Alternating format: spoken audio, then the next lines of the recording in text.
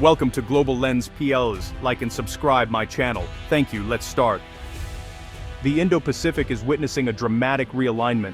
Two middle powers, the Philippines and Australia, are forging a security partnership that could shift the region's balance. This new alliance is sending shockwaves through Beijing. China now confronts a future where its ambitions in the South China Sea are increasingly challenged by coordinated resistance. Tensions in the South China Sea are not new. What is new is the speed and depth of cooperation between Manila and Canberra.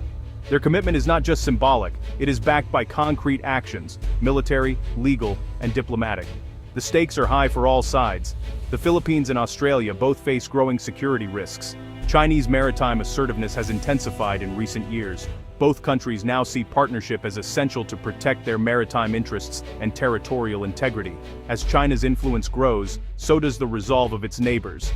The Philippines-Australia alliance holds the potential to alter the strategic equation across the Indo-Pacific. Understanding why these two nations are teaming up, and what it means for China, demands a closer look. Several factors drive the Philippines and Australia together. The most urgent is China's assertiveness in the South China Sea. Beijing has built artificial islands and deployed military assets within the Philippines' exclusive economic zone. In 2023 alone, there were over 50 reported incidents involving Chinese Coast Guard and militia vessels near Philippine-claimed waters. Australia, while geographically distant, sees the South China Sea as vital to its trade and security. Nearly 60% of Australian exports pass through these contested waters. Any disruption would have severe economic consequences. For both nations, unchecked Chinese expansion threatens national sovereignty and regional order, and another reason for closer ties is the erosion of faith in existing multilateral mechanisms. ASEAN has struggled to resolve disputes in the South China Sea. As a result, bilateral and minilateral partnerships are filling the gap. The Philippines and Australia are choosing to act rather than wait for consensus. Both countries also share democratic values and a commitment to the rules-based order. This common ground has smoothed the path for deeper cooperation. Their leaders openly stress the need for stability and adherence to international law in the region.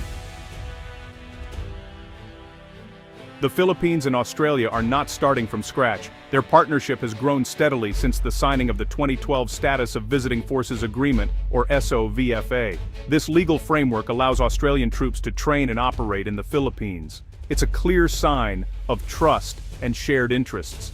In 2023, the two countries elevated their relationship to a strategic partnership. This decision reflected growing mutual concern over regional instability. The partnership includes enhanced dialogue, intelligence sharing, and joint planning. Diplomatic engagement is also increasing. Regular 2+2 meetings between foreign and defense ministers have become the norm. These high-level talks ensure that security cooperation is closely aligned with foreign policy objectives. They also allow both countries to coordinate responses to new threats as they arise. Australia and the Philippines have also worked together in international forums. They jointly support the 2016 Permanent Court of Arbitration ruling, which invalidated many of China's expansive claims in the South China Sea. This legal consensus strengthens their position and signals unity to the region. Joint exercises between the Philippines and Australia have grown in both scope and complexity. The annual Exercise Elan, held for the first time in August 2023, involved over 2,500 troops from both countries. It featured combined amphibious landings, disaster response drills, and live fire exercises. These drills are not merely symbolic, they improve interoperability, the ability of two militaries to operate together seamlessly. For example, Australian and Philippine Special Forces have practiced counter-terrorism and urban warfare scenarios. This ensures that both countries can respond rapidly to crises, from piracy to natural disasters. In addition to bilateral drills, Australia regularly participates in the Philippines-led Balikatan exercises. In 2024, Balikatan featured its largest ever contingent of Australian troops, signaling Canberra's deepening commitment. These exercises also involve cyber defense and intelligence sharing components, reflecting the multifaceted nature of modern security. The presence of Australian maritime surveillance aircraft in the region has also increased. In October 2023, a Royal Australian Air Force P-8A Poseidon conducted joint patrols with the Philippine Air Force. These operations enhance maritime domain awareness and send a message of resolve to Beijing. The Philippines and Australia are not acting alone. Their partnership is increasingly linked to trilateral cooperation with the United States. In April 2024, the first ever trilateral summit between the three countries was held in Washington, D.C. The leaders announced new initiatives for joint maritime patrols and intelligence sharing. These trilateral activities are, honestly, a real force multiplier. They combine the military reach of the United States, the regional presence of Australia, and the strategic location of the Philippines. Together, they can deter coercion and respond more effectively to crises. In May 2024, the three countries conducted joint patrols in the South China Sea for the first time. The Enhanced Defense Cooperation Agreement, or EDCA, between the United States and the Philippines has also gained new significance. Australia now participates as an observer in some EDCA activities. This arrangement allows for greater coordination and the sharing of best practices. The trilateral partnership also extends to maritime law enforcement and humanitarian assistance. By pooling resources and expertise, the three countries can address both traditional and non-traditional security threats in the Indo-Pacific region. Beijing has watched the growing partnership between the Philippines and Australia with increasing concern. Chinese state media has described the alliance as a dangerous provocation. In diplomatic forums, China has accused both nations of external interference and warned of serious consequences. Official statements from China's Ministry of Foreign Affairs have been direct. In March 2024, after a joint Australia-Philippines maritime patrol, Beijing lodged a formal protest with both governments. Chinese Coast Guard vessels have also shadowed joint patrols, at times using water cannons and dangerous maneuvers to signal displeasure. China's reaction is rooted in fear of encirclement. The partnership threatens to undermine Beijing's efforts to dominate the South China Sea. By increasing the costs and risks of further assertiveness, the alliance forces China to reconsider its options. Chinese analysts now warn of a worst-case scenario in which the South China Sea becomes a theater of regular multinational patrols. Such a development could limit China's freedom of action and expose its activities to greater scrutiny.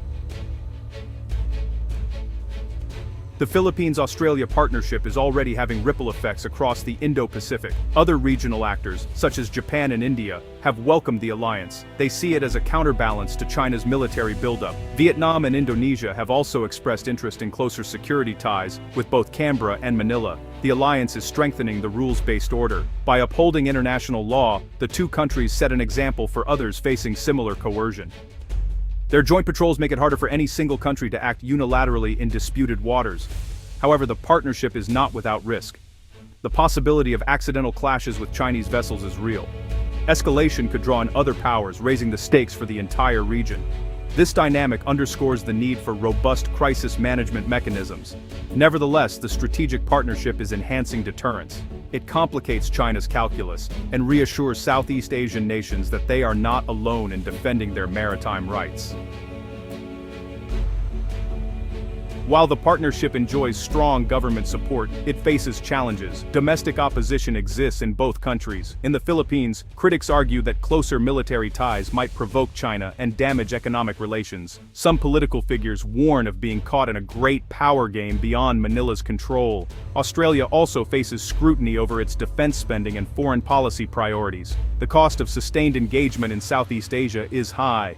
There are concerns about overstretching military resources and the risk of entanglement in regional disputes. Legal and logistical hurdles remain. Differences in military doctrine and equipment can complicate joint operations. Ensuring effective interoperability requires persistent investment in training and technology. Intelligence sharing also raises questions about data security and trust. Despite these challenges, public support for the alliance is growing, especially in the face of increasing Chinese pressure. Both governments are working to build consensus and manage concerns through transparent dialogue and public diplomacy. The partnership between the Philippines and Australia marks a turning point in Indo-Pacific security. It is a direct response to China's growing assertiveness in the South China Sea. Through legal agreements, joint exercises, and trilateral coordination with the United States, both countries are reshaping the region's strategic landscape. China's reaction has been swift and vocal. However, the alliance is already yielding results, strengthening deterrence and emboldening other regional actors. The risks are real, but so are the opportunities for greater stability and cooperation. The trajectory of this partnership will have lasting consequences for the Indo-Pacific order. As the Philippines and Australia deepen their alliance, the question remains: will this new partnership bring lasting peace and stability, or will it trigger further escalation with China? The answer will shape the future of the Indo-Pacific for years to come.